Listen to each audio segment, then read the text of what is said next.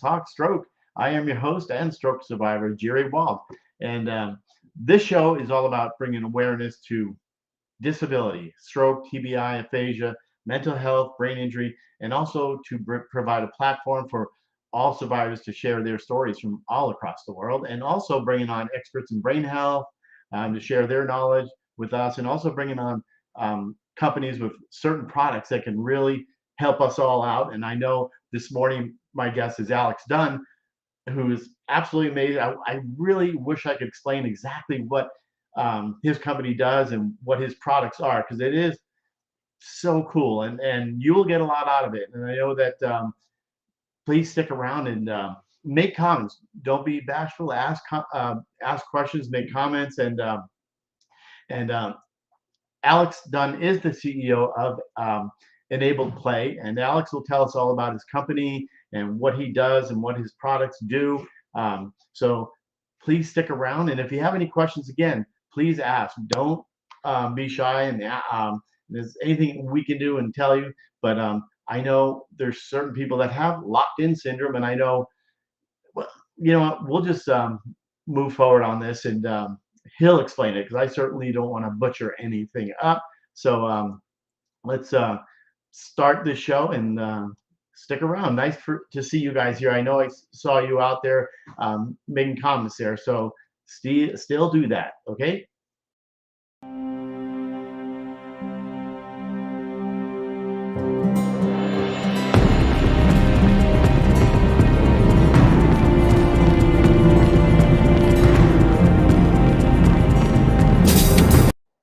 All right, I don't know what happened there, but hey, it is what it is. So thank you guys for being here, and um, look forward to seeing you guys. And wow, look at all you here. So hang tight, and let's bring on Alex, and he'll share exactly what he does. And you guys will be so thrilled. So hang on. Here's Alex. Hey everyone, how's it going? I see all the comments, by the way. Catherine, Kevin, Brad, Mike, the other Catherine, good to see you all. Feel free as we go through this to ask any questions too. I'm watching those, so we'll make sure we can answer them all. Perfect. So I don't have to bring it on screen, so you can see it all over there.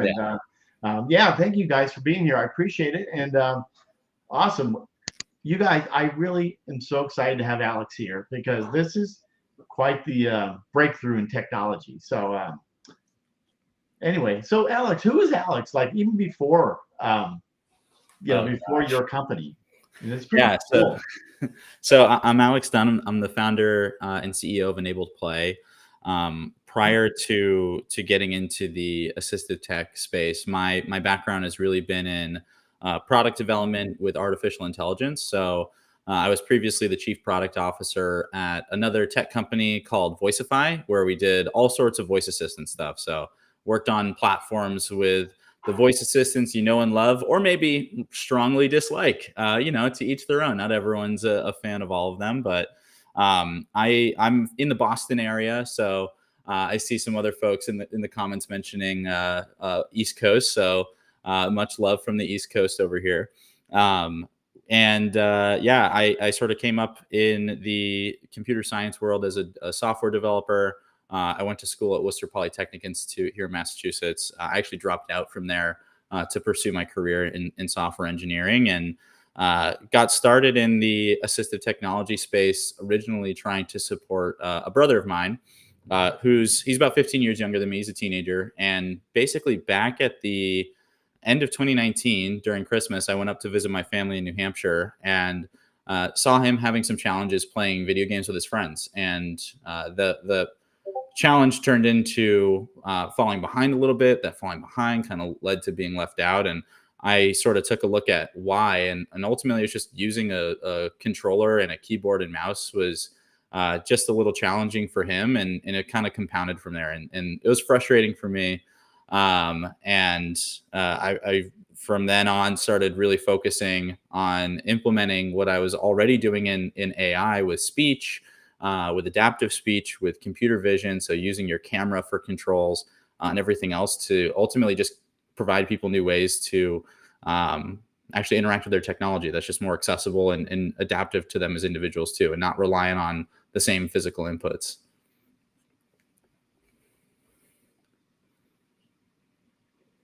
Awesome stuff there. Yeah, I mean, I'm so excited, and my friend Carmen's here, and I talked to you about him, and we chatted yesterday about the gamer community. I mean, there's a lot of stuff that you do for Oh yeah. disabilities too, but the gaming thing. I mean, one-handed gaming.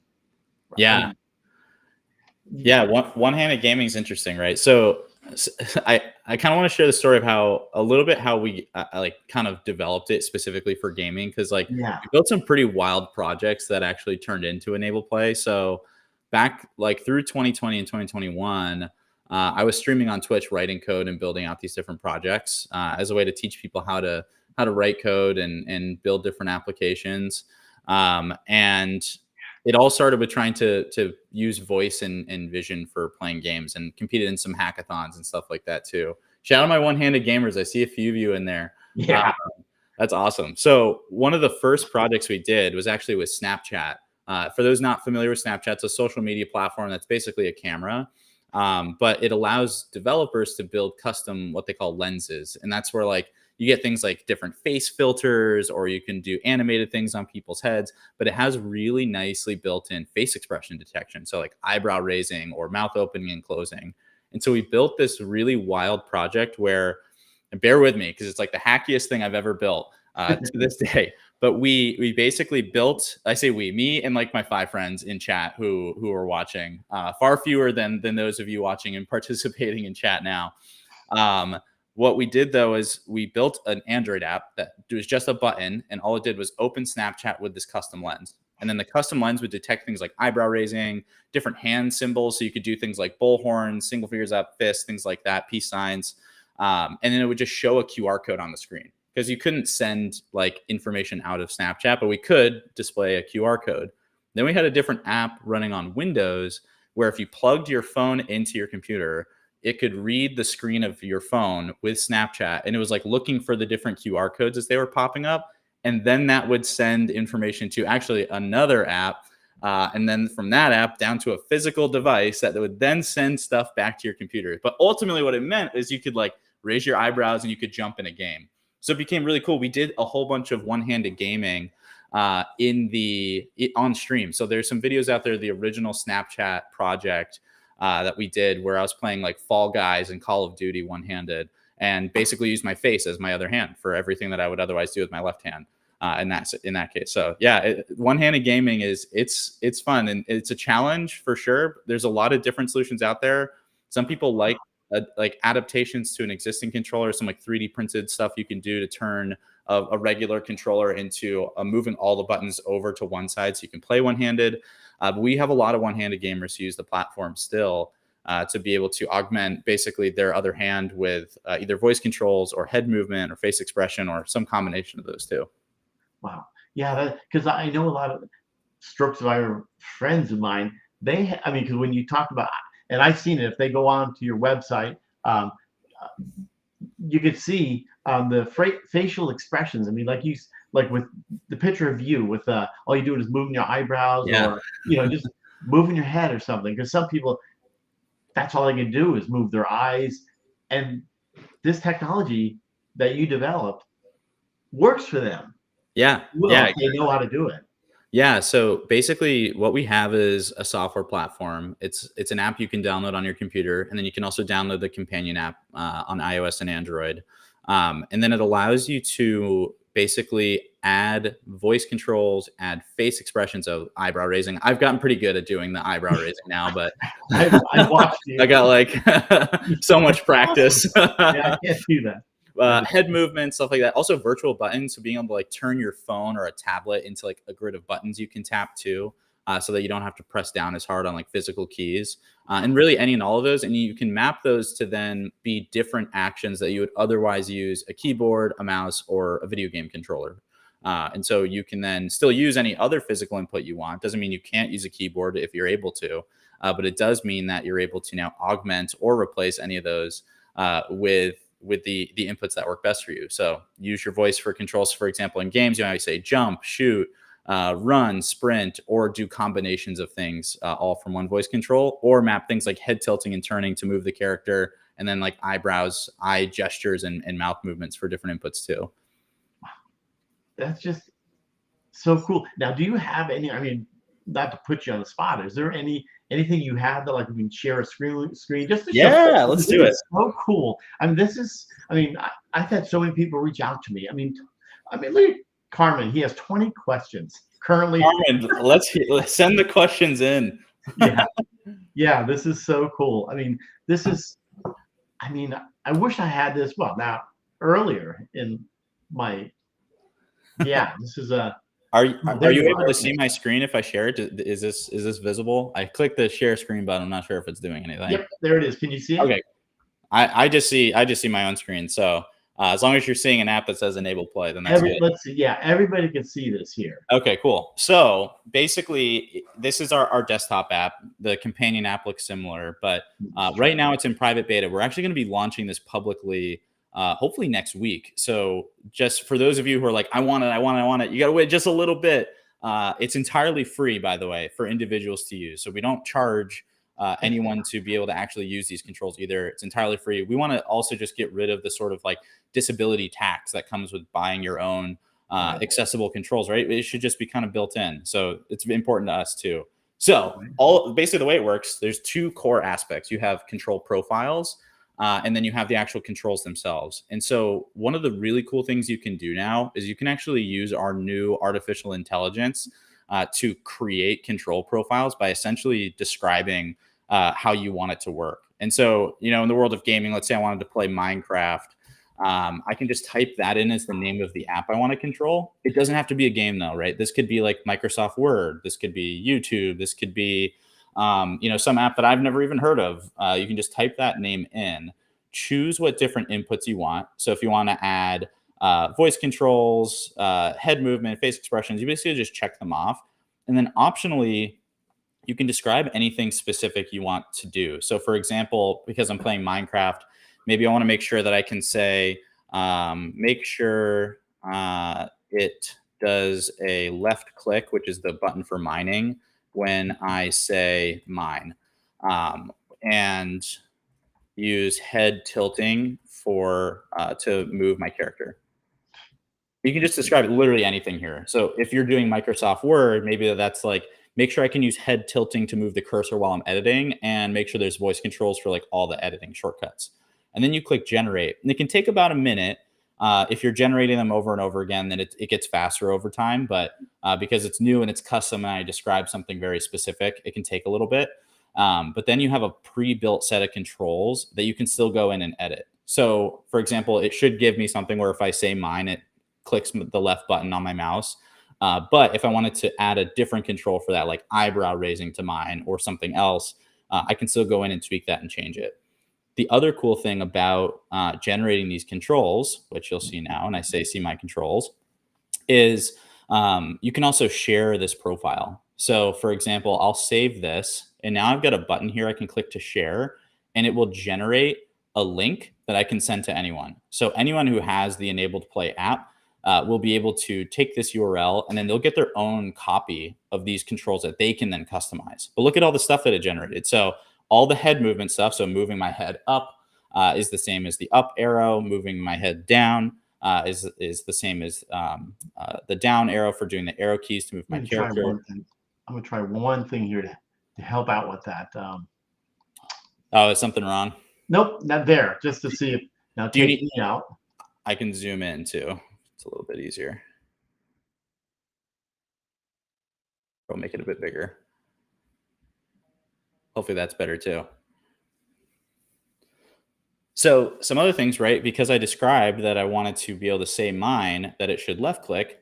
That's already set up for me. Also some pre-built stuff like jump, movement, strafing, saying sprint, which is the shift key, sneak, which I think is control. So all of these are just built in. I didn't have to go map them myself. But if I want to change them, like let's say I want to add another voice control or a head movement for mine, like I mentioned, raising my eyebrows, I can come in here and then select raise your eyebrows, and that'll also do the left click. So now I can say mine, or I could move my eyebrows, and both of those are now working.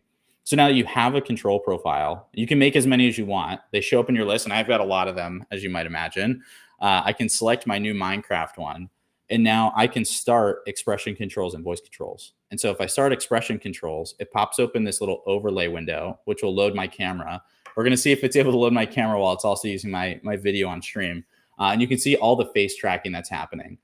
And it'll show you when it detects different face movements. So things like my eyebrow raises, which just did it there. I can do things like tilting my head, turning my head, just like it did before because of my the things that I had set up in my control profile. I can also turn off the lines if I want, so that it doesn't show it if it's a little annoying. If you have multiple cameras, you can switch them, and you can also just pause it so that it's like there's my face over there and I'm back over here. And for those who aren't seeing, I can make it a bit bigger there as well. And so the other really cool thing about this is all of this face tracking actually happens offline. So you don't need to be connected to the internet in order to use it. You also, I mean, in general, with it being offline also means that we're not recording your video at all and we're not streaming it anywhere. So it's super fast because it's all running on your computer. It's super private. And it's also what helps us actually maintain running all this stuff for free without having to charge to like offset some ridiculous cloud server costs. But one of the other cool things about expression controls is I can also go in here and change any of the sensitivity settings for any given movement. So let's say you wanted to use head movement like tilting, but you're not able to tilt super far. Then you can actually come in here and increase the sensitivity for a specific motion. So each individual one, if you want to.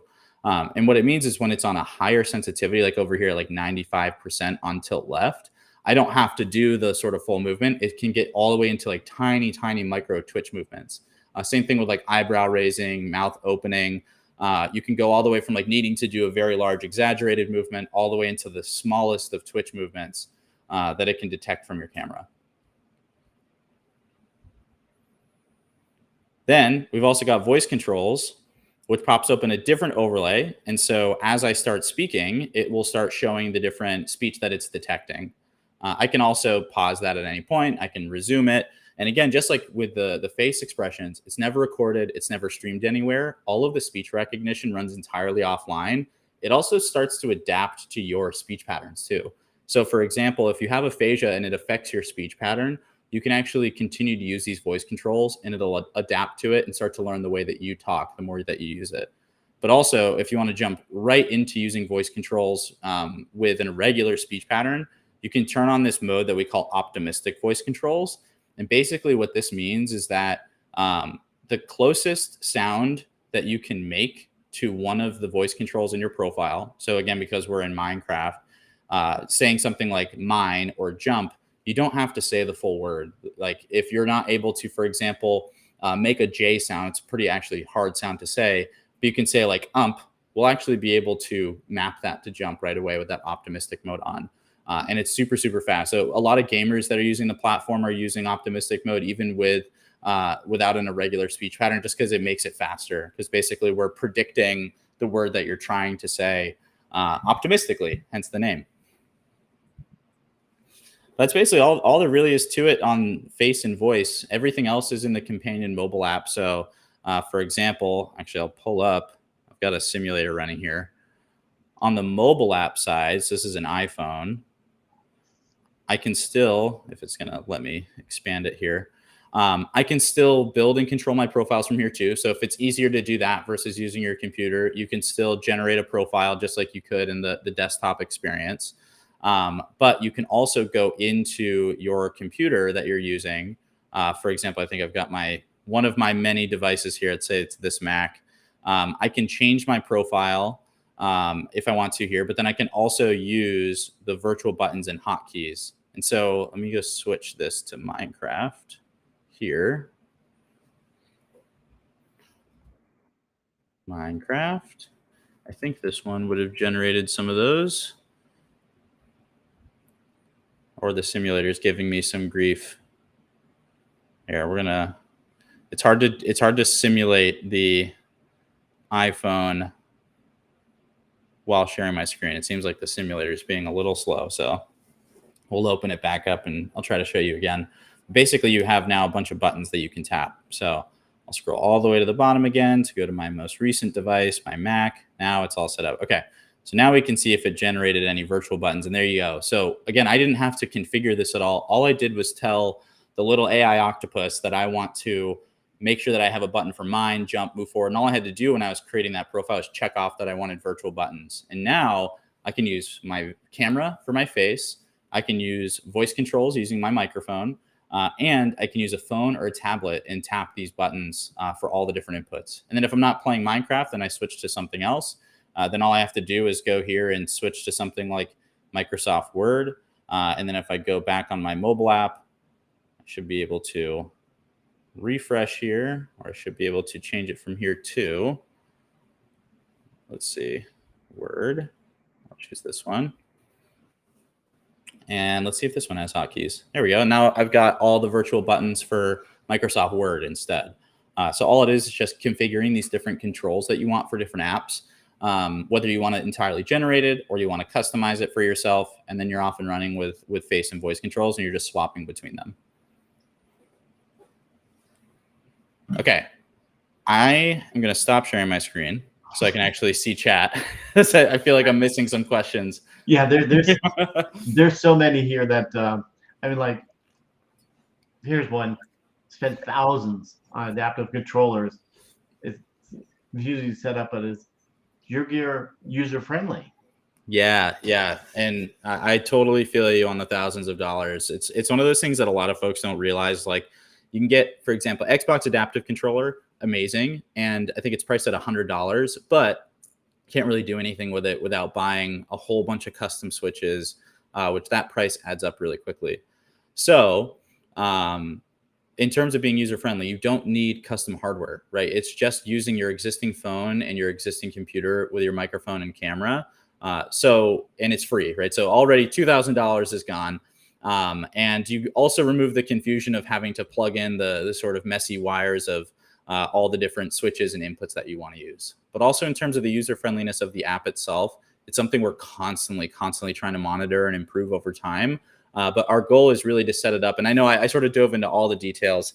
We do have a very friendly onboarding flow. So when you first create an account in the desktop app, it goes step by step, teaches you about each of the things. It helps you generate your first set of controls, helps you get set up and using it, trying voice, trying the head movements and face expressions or whatever you're able to do sort of along the way. So yeah, our goal is to make it something that each person can really use independently. Yeah. So like a tutorial, is that part of the? Oh, yeah. Me getting it. I'm not really tech savvy, and this looks so, like for the people that I have stroke survivor, brain injury, one hand, and you know that, and or locked in syndrome, they can move their eyes and maybe tilt their head. This could work for them. It could. It does take a little bit of setup, right? So because you do need to be able to navigate the app and set it up. That's sort of the initial thing, which a lot of folks, for example, that have extremely limited movement or locked in, usually we work with the caregiver to help do the initial setup, but then you can start to use the sort of head movements. We're working on new eye gesture controls as well. So being able to do that out of the box with just your camera, that should be coming in the near future, which again, we're publicly launching this hopefully next week. And then all these other updates will continuously come after that. Wow. That's terrific, because that's the one girl I keep thinking of. All she can do is move her eyes. Yeah.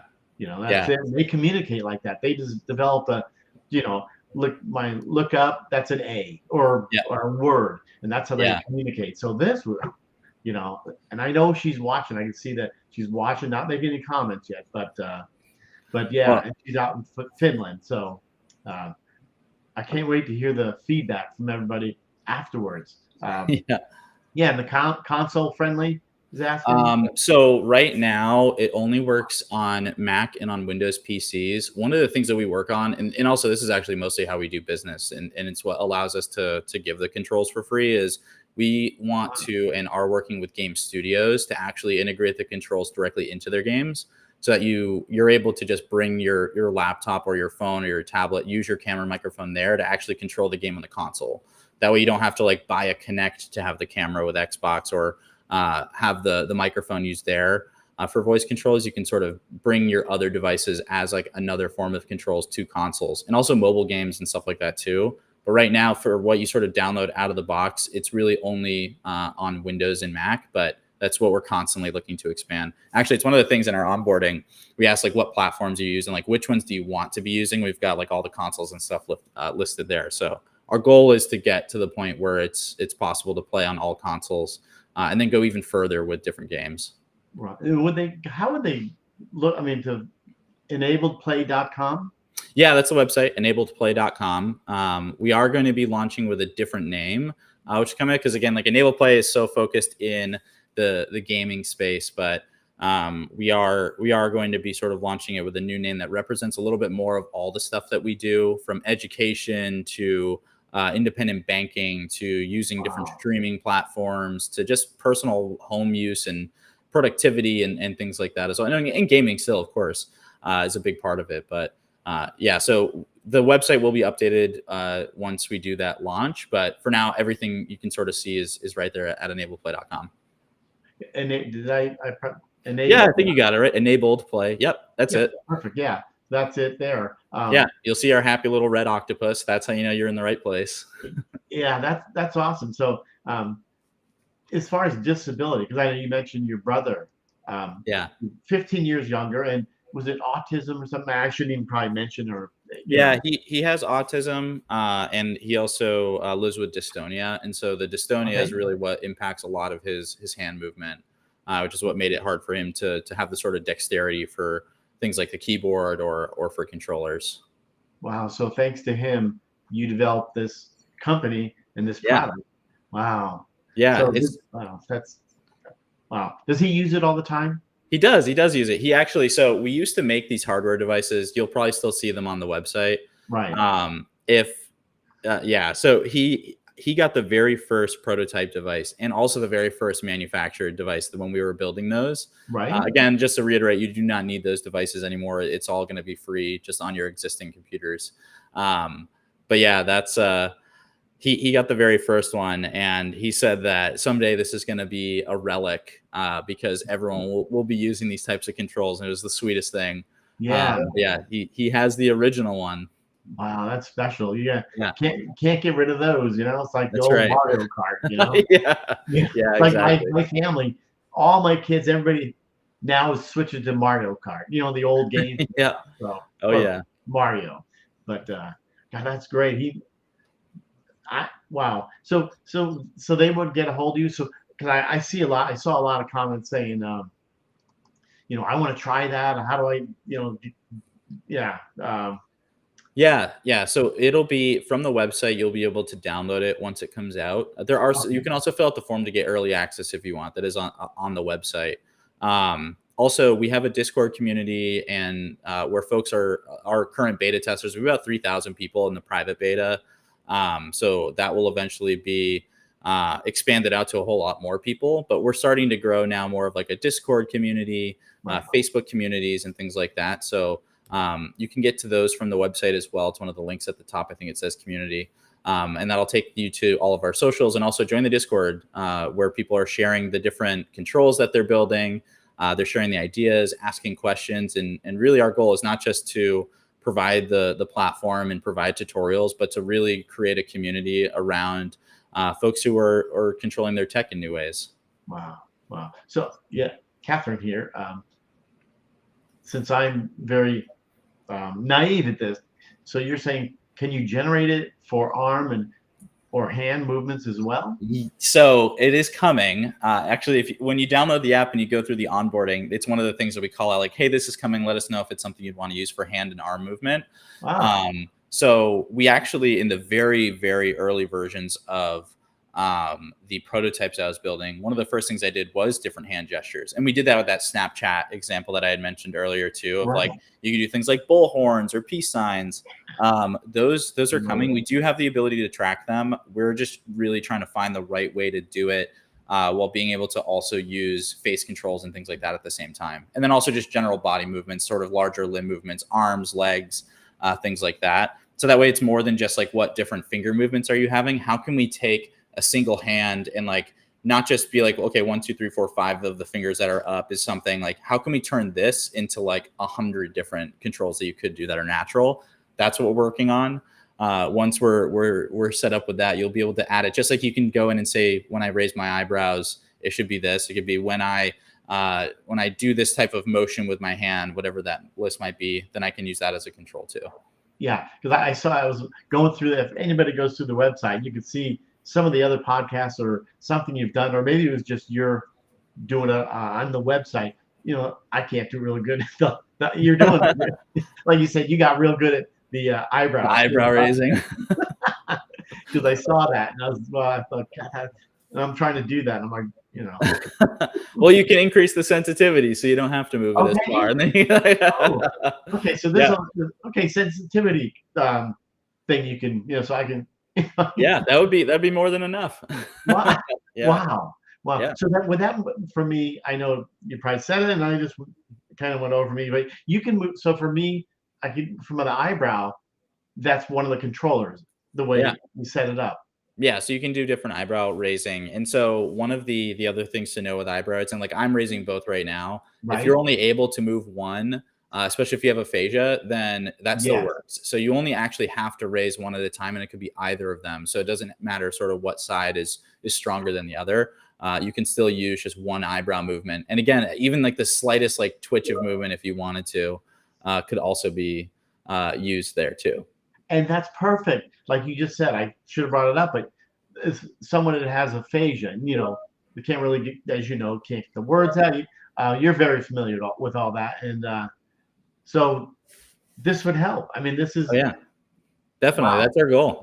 I mean, we want to grow a community of folks who are using these different controls and just really continue to build new ways to interact with technology that's just in general more equitable and Yeah, personalized for each person. Instead of having to like figure out how to use a controller with one hand or how to use a mouse and keyboard or have to go buy an expensive eye tracking device.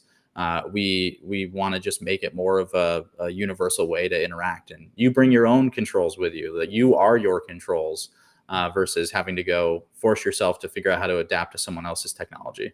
yeah. God, that's awesome. I mean, I just want to say, this is pretty awesome, man.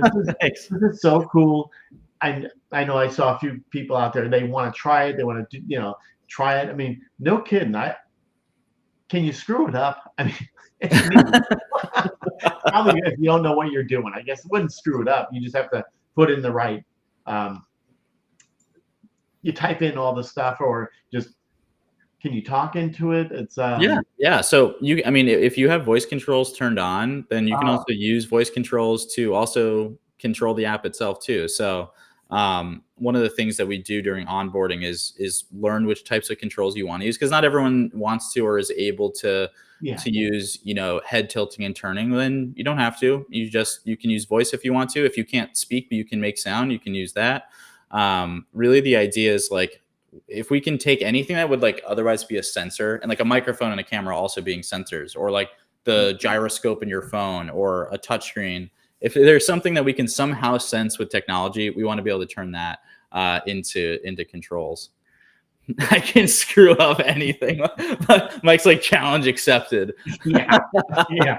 Well, that's funny. I would say if you can screw up enable play, you can always get yourself out of it. That's the goal. Because yeah, you can always go make a set of controls that just doesn't really work well, but you can always go in and change it. Right, right. And Carmen, what about VR? Oh yeah, I mean, same thing with the consoles, right? So we did have back with our physical controllers, you could plug it into an Oculus, but then you kind of have this wire hanging out the side of the Oculus headset, and then have like the controller near you or something. But it did make it really easy if you weren't able to move your head, for example, to all the sort of range of being able to Right. see the full 3D. You could use voice controls to like basically force head movement.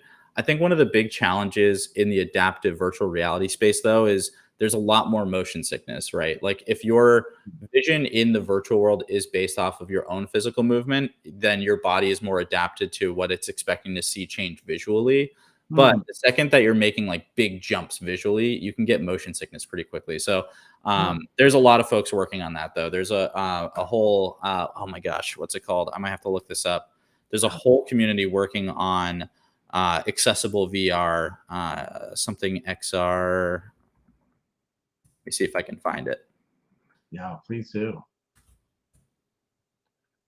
And Carmen, I hear you on Call of Duty. We actually have a video. It's the most maniacal looking thing that I ever recorded as a video. So Call of Duty is one of my favorite games too, and it was also one of the first ones that we did the prototypes for during 2020. Because again, that's when like the Warzone came out, and Call of Duty was the biggest game being played. But there's a video out there where I was mapping smiling to shooting, and it's very creepy to watch back after I record it, because when I'm playing it, I'm just like doing the inputs and doing the face controls and the voice controls, but then I watch it back and I'm like, oh my god. Yeah, that's so cool. This now, is there one like video that like a demonstration of that, like you smile and then the thing moves? I'm sure Yeah. there's Yeah, something. there's a ton of different videos. We got some stuff on our YouTube. Some other folks have shared videos too.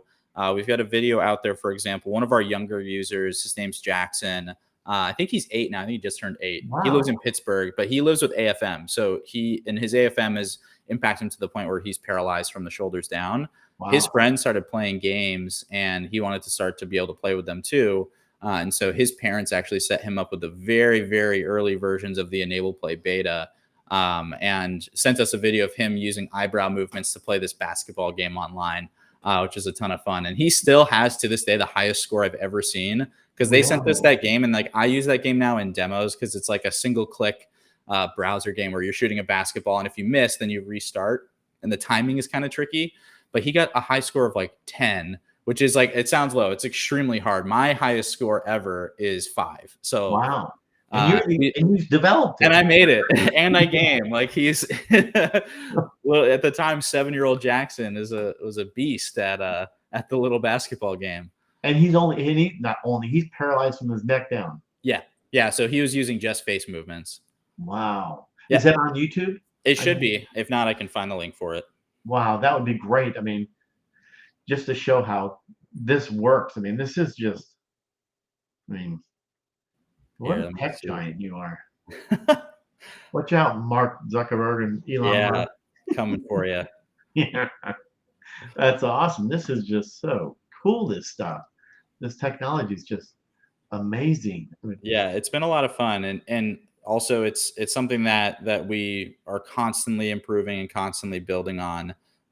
So when all of you who are interested in trying it eventually get it downloaded, please do join that community. Tell us, and there's like a whole section in there for requesting features and sharing ideas. Like we always want to hear what's working for people, and also almost more importantly, what's not, right. So that we can actually continue to iterate on the platform and just make it better. I've got the video link, which I can send to you in private chat, so you can put it up there. That's the one of Jackson. It's like a 10-second video. You can hear him saying "yay" every time that he gets it. It's adorable. Well, I've got it. This is so cool. There he is. Oh my god, I won't have to turn it down. Oh, okay, I see it. Yeah, I will. I'm gonna share this to. This is awesome stuff here. Yeah, so he's using the mobile app actually. So instead of using the webcam, you can use either, but it was easier for them to angle the phone camera. So that's the other thing. Like even if you have a different setup, you can use a phone or a tablet to actually then go and control the computer too. So he's using our mobile app, and then the desktop app is just running behind the scenes behind that basketball game. And that's not a basketball game we built. That's just a game on a browser. I think it's like crazygames.com or something like that. There's a whole bunch of different ones. Sorry, the back. It's okay. But you know what? I put it in the chat. That's awesome. That's funny. A little bit. It wasn't too bad. It wasn't too bad. Yeah. Oh, that's funny. But yeah, I put it in the chat so anybody go to see Jackson. Yep, Jackson. Right? Yeah, and I'll look at it later too, because I clicked on it and the first thing I heard was yay. Yeah, good for him though. I mean, it probably gave him a sense of exactly. That's one of the big goals, is just and especially with younger kids, like when we're introducing tech at younger and younger ages, which I think is a good thing to some extent. Like it's in more and more schools, and that helps us actually move and advance things faster and help kids sort of learn the new technology that they're inevitably going to be interfacing with for the rest of their adult lives too. But the problem is, like, when we do that and we don't make it equitable and accessible to every student, those students that are left behind fall behind at the same like accelerated rate that the other students get to move forward with using technology, right? So if you're at a school with 300 students and 290 of them are able to use computers and they're moving at a faster pace, then those other 10 end up sort of falling behind in a compounding way. Will Enable Play work on a Chromebook? Not right now. We do have a version we're trying to work with Google on to be able to do that. The problem, not to get too much into the technical weeds, but the problem is that the Chromebook doesn't have a way for us to basically emulate keyboard, mouse, or controllers the way that Mac and Windows do. They just don't have the ability for us to do that. So once they do, and we're working with them on that, then we'll be able to put a version of our app out that works on Chromebook too.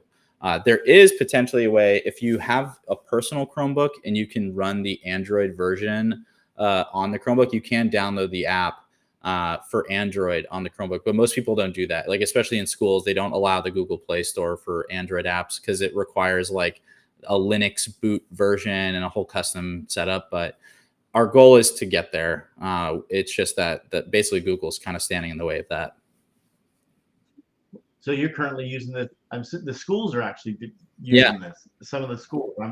I don't know how many. Yeah, well, we're starting to do more work with like departments of education in different states to be able to incorporate it into both their special education programs and making sure that basically all the new STEM education programs, the science, technology, engineering, and math, are also accessible. So if you're in a computer lab and people are learning how to do graphics design in high school, for example, or like introduction to accounting, like all those classes that take place in a computer lab or on a computer in general, we want to make sure those are also accessible to students with disabilities, which is a big focus of ours. And actually, it was one of the first areas where we expanded beyond gaming, because I was presenting at a developer conference talking about the tech, and then the head of computer science education for the state of Nevada was there and was like, "Wait, can I use this in schools?" And I was like, I don't see why not. Like, it's built for gaming, but like that just means that it also can work with anything else. It's just keyboard, mouse, and controller stuff. And that was sort of the first entryway for us into education. And that originally came because new legislation was passed in Nevada. And there's a few other states that are doing this now too, but Nevada was first. That basically said, like, every student has to have a computer science credit to graduate high school. And it didn't really leave room for exceptions for that, for people with IEPs. And so that meant that the schools now had to figure out a way for students who could not otherwise use a computer to get a computer science credit. So that was sort of the original need for something like this. And so now we're doing this type of work with a whole bunch of different folks. We have a chief learning officer as well, who specifically works on the education side. She was a speech language pathologist before this, and comes from the sort of working in schools environment. So that's a big focus for us. Yeah, that's great, because I know the IEP system. I mean, I have a daughter that was, when she was in high school, IEP, a learning disability. So yeah, so that's terrific. Wow, this is I'm sure you probably could talk so much more about this. I mean, what did we miss already? Or did we miss anything that we want to really get out there to the world? Because I'm looking on I have another computer here, and I'm looking. There are probably 15 people watching on Twitch. Oh, really? Awesome. Yeah. So it has their little logo on there if they're watching from wherever, and so I'm glad they're here. So thanks for being here, peeps from Twitch. Yeah. That's cool, and you guys too. I mean, this is great. And if you haven't subscribed to my YouTube channel, Let's Talk Stroke, please do. And your YouTube channel it's Enabled Play. Yeah, you can find us anywhere: YouTube, Twitter, Facebook, LinkedIn, TikTok, kind of. We might eventually open up on Twitch as well, and do some live streams of using it, but it's all just Enabled Play for now anyway. That might change, but we'll end up redirecting folks once the updated name is out there too. Yeah, no, Twitch especially for your Yeah. product, I would think that'd be, because I don't, well, Twitch is pretty darn awesome that are now following. Thanks to you. I mean, this is so cool. Um, but who else has any questions? Any other questions? Because I'm seeing some that, and if we Yeah. Did I missed miss it, any? I'll go scroll through. I don't know. Sorry.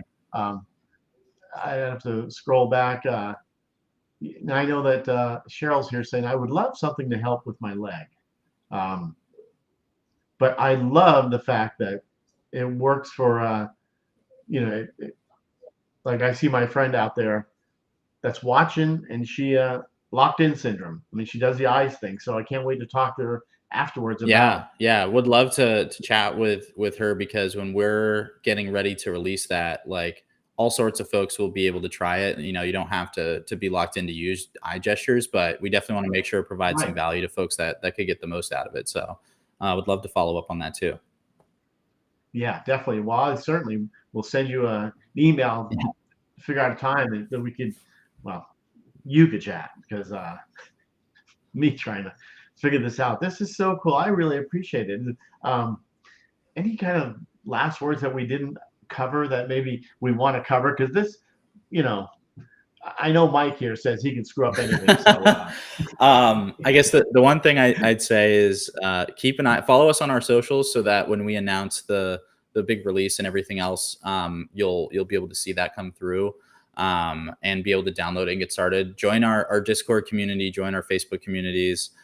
Just search for Enabled Play, and you'll find us. And then if you download the mobile app ahead of time too, you can also get to the community section. And you can even start building some control profiles ahead of time from the mobile app too. But yeah, I guess the main thing is, like, we'd love for just more people to use this, and to access technology in new ways, and to really just empower accessibility for everyone. And actually, I see Rick, accessibility for all is a good thing. I totally agree. It's yeah, so much amazing innovation comes out of accessibility, and also if you build for everyone, then you don't have to go sort of retroactively fit a whole bunch of stuff to fit a specific audience, and that's a big focus for us as well. So I'd say follow us on socials, keep an eye out. We're excited for you to try it, for you to join the community of folks using these new controls. And yeah, thank you so much for having me on the show too. This has been awesome. yeah, absolutely. It's been great. I'm so glad we did it. When you do the next, when you launch the other, Our name to be. whatever. Yeah, yeah, definitely. I'd love to have you back on to share now, then what you're doing and what, Yeah, yeah, that sounds great. because it's got a lot of interest out there, and I'm still seeing a lot of uh, the Twitch people out there. Thanks for being here. Next time, start asking questions. But yeah, sorry, throw it out there. But yeah, I appreciate you guys being here. And again, get on to Enabled Play and find Alex's YouTube channel and subscribe to that. Hey, and oh, by the way, Let's Talk Stroke. That's a YouTube channel. Don't just follow Enable Play, follow Let's Talk Stroke. Oh yeah. Oh, that's great.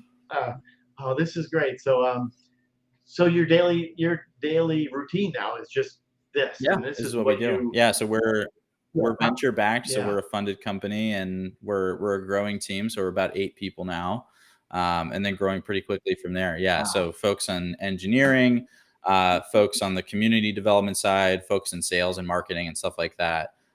So literally 2 big focuses. It's getting the product to work for people in all sorts of different ways, and then working with businesses to integrate it into their applications and platforms, whether that's video game studios, if it's big streaming platforms, if it's banks. So we want to sort of integrate and help them, honestly, just like reach people with disabilities as customers that have been asking us to figure out how to use those different apps, or sort of saying like, hey, there's like thousands of people that want to like play your video game or that want to bank with you. The way to sort of do that is introducing these new levels of personalized accessibility, and we're sort of the platform for doing that. Yeah, that's awesome. I'll reach out to my son right after. He's the kind of chairman of the board of this one bank. Cool. So Yeah. yeah, you know, I don't know. I'd have to have you talk to him because I would explain enabled play, and I wouldn't know how to say exactly all the details. But you could probably say that. But yeah, Carmen, yes, you are ready. So awesome. That's good. I appreciate it. This is so cool. I mean, this is going to help so many people, and you know, people like me, but and everybody else with one arm. This is not one arm, Yeah, but you know, I get it. Yeah, yeah, we'll get you set up so that yeah, next time when you're running the next stream, once we have it out, you can use voice controls to change the scenes or like move your head to like change whose camera's in focus. yeah, absolutely. I absolutely definitely would be able to do that. Would love to do that. Like, but uh, but I talk to you in just one second. But you guys, thanks for being here. We appreciate. I know Alex does. You know, sharing his kick-ass company in the on the online here. Yeah, So thank you, everyone. Appreciate thank all you the guys. questions and stuff too. It's always a lot easier to do these sessions when people are participating in chat. And I remember when I was Yeah, in my early days of streaming, and it was just me talking to the void. So appreciate you all I know in that. the comments section and asking questions as well. Yeah, I totally understand. I know exactly what you mean there. But this is great. But yes, Lynette, thank you. Amazing. It is. So, well, thank you again, Alex and Enabled Play. This is so cool. I appreciate it so much. Yeah, So thanks so much for having me. we'll see you guys later. Take care, and we will be in touch. Yeah. Things to come. So talk to you.